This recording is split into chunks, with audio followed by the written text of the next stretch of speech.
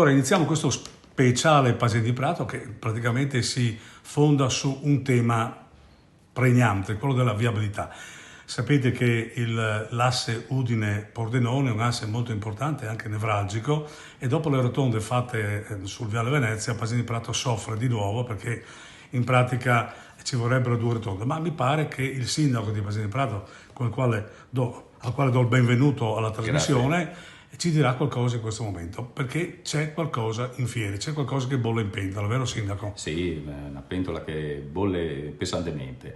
Abbiamo 2 grandi novità. La prima, abbiamo appena ottenuto il finanziamento da parte della Regione per l'esecuzione del raccordo tra il sottopasso e la strada che porta a Sedegliano. Questo significa che tutta quella zona verrà collegata da questa nuova viabilità che premia enormemente un'area esterna a quella urbana, che consentirà il passaggio di tutti i mezzi pesanti fuori dall'abitato di Pasini di Prato e di Santa Caterina e che premierà anche e soprattutto la continuità della Pontebana, che in questo momento si interrompe proprio in prossimità dei semafori di Santa Caterina. Su Santa Caterina è chiaro che bisogna trovare anche qui una soluzione, in quanto noi oggi i semafori ce l'abbiamo per disciplinare un traffico che è estremamente complesso, perché il punto nevralgico di tutti gli incroci stradali non è Udine ma è proprio Pasini di Prato. E io sono assolutamente convinto che realizzando una rotonda anche di piccole dimensioni, perché senza il traffico pesante ovviamente le omologazioni credo che siano più semplici. C'è stata anche una proposta tempo fa di un comitato di Pasini di Prato qui che proponeva 2 rotonde, no?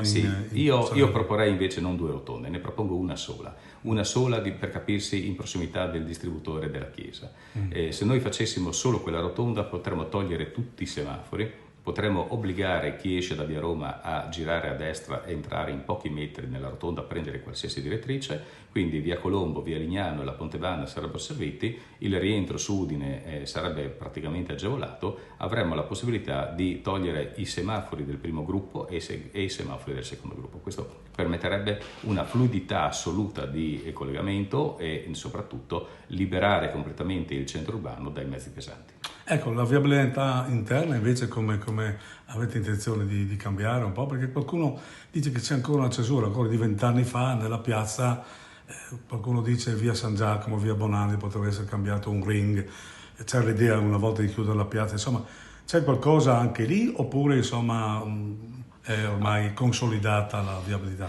Noi dobbiamo prima di tutto verificare che cosa succede modificando questa viabilità di carattere generale, perché è chiaro che rendendo più fluida quella esterna probabilmente quella interna diventa meno intesata. In questo momento abbiamo molte persone che entrano proprio sulla piazza e su via San Giacomo perché non hanno la possibilità dal sottopasso di raggiungere molto banalmente lo stadio, la fiera o il centro commerciale Città Fiera. È ovvio che spostiamo l'asse di collegamento di grande viabilità diventa questo ring esterno. Io credo che questa sia una riqualificazione per tutta l'area, sia interna che esterna. Quella urbana diventa più urbana, quella esterna ha delle possibilità evidentemente di sviluppo migliorativo, cioè le aree preposte allo sviluppo vengono servite direttamente. Quindi io penso che dopo pochi mesi di utilizzo del raccordo esterno ben poche macchine passeranno per il centro urbano, se non per gli usi urbani necessari, quindi a beneficio anche delle attività del territorio, perché chi vuole vivere il centro di Pasini di Prato potrà farlo con serenità e quindi riqualifichiamo dal punto di vista associativo, aggregativo e comunitario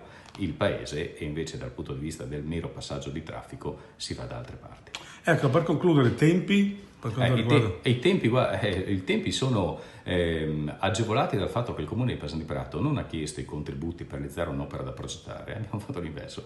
Abbiamo già progettato, dato il progetto attuativo esecutivo della strada, quindi adesso è tutto nelle mani di FVG Strade. È chiaro che FVG Strade a questo punto, avendo già il progetto in mano, può iniziare molto presto. Comunque quello che era importante è che ci fosse la finanziabilità, la copertura finanziaria, e adesso è presente al 100%.